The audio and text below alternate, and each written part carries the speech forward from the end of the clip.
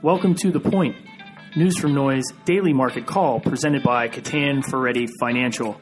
We are cutting out all the clickbait, the advertisements, the self-promotion content that you're getting from CNBC, from Business Insider, from Bloomberg, and we're only taking the news that matters and condensing it and putting it right in your inbox daily. I'm Brad Roth, CEO of Kattan Ferretti Financial. This note is being put on by Bobby Fry and Cameron Roth, who work very, very hard, late nights, early mornings to get this to you every single day. Do not forget to subscribe to this note.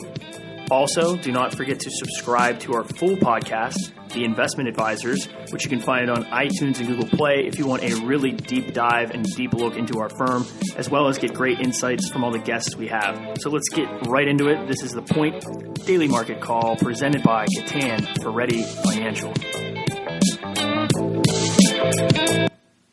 Good morning, listeners of The Point. Cameron, why don't you take it away with the news? Fire away, buddy. U.S. consumer credit growth for April will be reported today at 3 p.m., following a report yesterday that non-housing household debt is at an all-time high. One thing we do know about Thursday's testimony from ex-FBI Director Comey is that he will not say whether or not Trump's actions classify as obstruction of justice. Apparently, Attorney General Sessions has mentioned resigning while residential construction projects, especially home improvements, are on the rise, with the remodeling index surging to a record high. Gasoline inventories rose, sending oil lower ahead of more data out this morning on crude oil inventories. Johnson & Johnson seems to be making strong advances in the prostate cancer treatments versus Pfizer, and the International Energy Agency said electric vehicle sales rose by 60% in 2016 and could make up 30% of the total automobile market by 2030. The Organization for Economic Cooperation and Development expects real wage growth to remain low. Looking outside the United States, the euro fell after reports suggested that the European Central Bank sees lower inflation. Thursday's election in the UK is particularly in focus because it will represent a vote for or against the Brexit vote from last fall. Polls are ranging from 1 point to 12 points separating the Conservatives' May and the Labour Party's Corbyn. May said that she's willing to rewrite human rights laws if they stand in the way of the fight against terror. Banco Santander agreed to buy Banco Popular, which caused risky debt of Popular to collapse and senior debt to rise. Bank shares rose on the news of Popular's purchase by Santander.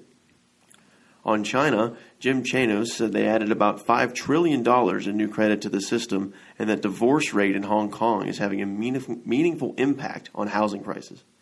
The Pentagon released its annual report on the Chinese military, stating that nuclear warheads are capable of reaching ground targets in the Western Pacific. Chinese government's goals for electric cars proving difficult as consumers love SUVs, and on a side note, there are about 700 deaths per day on the roads in China. Sony virtual reality headsets show strong sales as the video game sector continues to prove as a global growth segment of several economies. Now, Bobby, I see a lot of news going on here. What is your main focus? Yeah, when I woke up this morning, I was kind of fearful that ahead of all the news around Comey tomorrow, that's all I was going to see flashing in front of me this morning. To my surprise, there's quite a bit that markets should be digesting. I don't think it's going to affect prices much.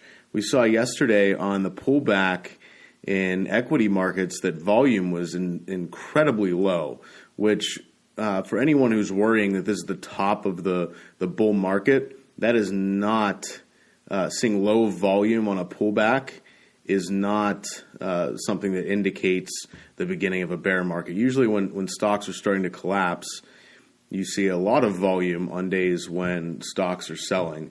So that's probably what's most frustrating to digest in this market is we're looking at an 8-year run in bull market, 8-year bull market run in stocks, and saying, well, when is this going to stop?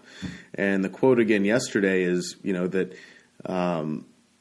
bull markets climb a wall of worry. So when you see that there's issues in labor markets, especially, there's no wage growth, there's no pressure on Congress to raise the minimum wage, which, the minimum wage should at least be above poverty level. And that's what would create a more, sustained growth pattern for the United States instead of all this data on how credit is piling up inside of U.S. households. Credit, adding $5 trillion worth of credit to the Chinese markets is not a good sign.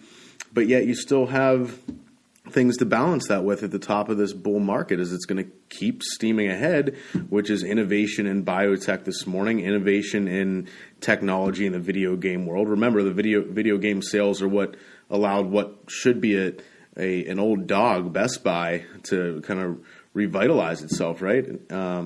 Just a few weeks back during earnings season, you have, nobody is really going to want to pile out of stocks ahead of next earnings season. So there's a lot of news to balance here, and a lot of news to balance it in what time frame are we balancing it in, right?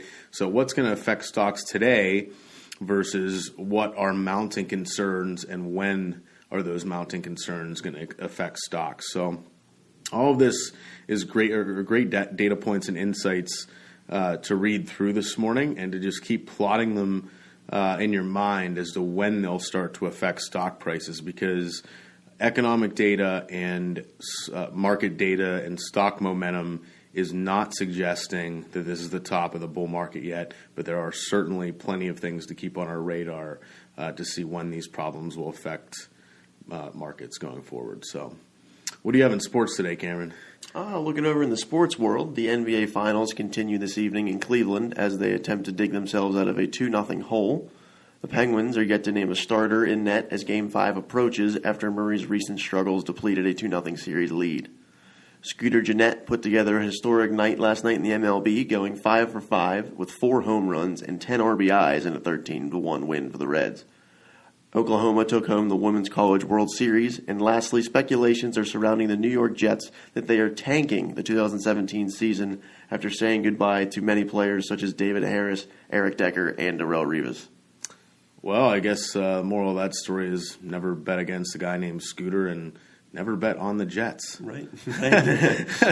All right, everyone. Well, thank you so much for listening. Again, forward this on to your friends if you wish. Email robert@kattanferretti.com if you'd like to subscribe to the written email version of this, which also has links in it for the audio. Other than that, this was The Point, noise out of news for, what is today, Cameron, the 7th? June 7th. June 7th, 2017. Be well.